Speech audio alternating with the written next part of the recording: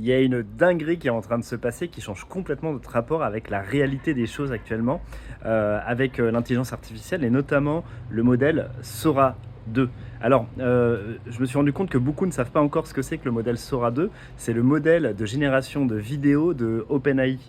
Donc, à partir d'une image ou à partir d'un texte, on peut générer de la vidéo. Juste avant, il y avait un modèle, dont on a beaucoup entendu parler, qui s'appelait VO3, qui était le modèle de Google, mais on sentait encore la signature IA. Pourquoi? Parce que la texture des visages était encore très plastifiée, par exemple, ou la synthèse vocale n'était pas très bonne. Par contre, avec Sora 2, je me suis fait avoir plusieurs fois dans les vidéos, et même j'ai été déçu de me dire ah mince, cette vidéo-là, finalement, c'est de l'IA. Mais ils sont allés un cran plus loin. Sam Altman, le dirigeant d'OpenAI, a dit mais utilisez mon visage pour créer tout et n'importe quoi.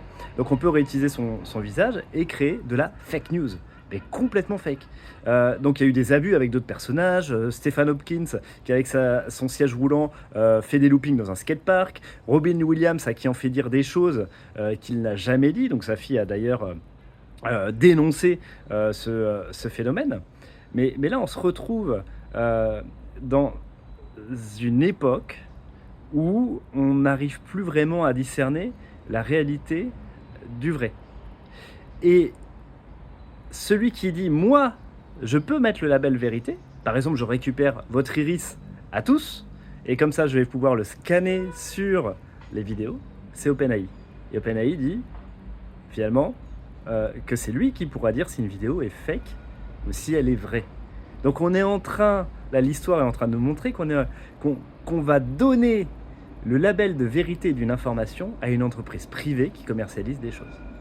Alors certains diront oui, mais ça a toujours été le cas, les médias appartiennent aux grands groupes, etc.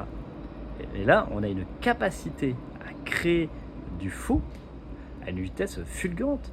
Et étant donné qu'on ne pourra plus se fier réellement à ce qu'on voit, je ne crois que ce que je vois, c'est plus le cas avec la vidéo en tout cas. Maintenant, ça sera je ne crois que ce que je vois en vrai et que je peux toucher.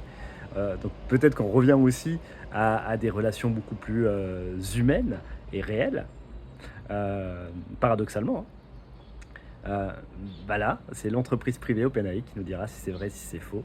Elle pourra même dire si ça lui chante qu'une vraie vidéo qui a été vraiment tournée finalement a été créée par IA, vu qu'on n'en saura rien. C'est époustouflant la transformation qui est en train de se faire devant nous actuellement.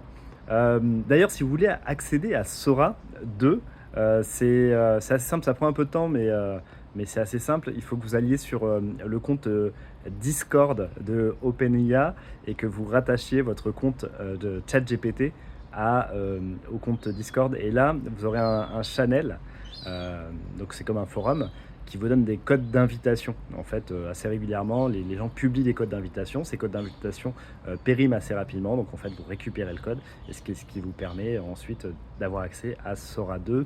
Il n'y a pas longtemps, il y avait aussi besoin d'un VPN. Je suis pas sûr qu'il y ait encore besoin, mais possible qu'il y ait besoin d'un VPN américain pour y avoir accès.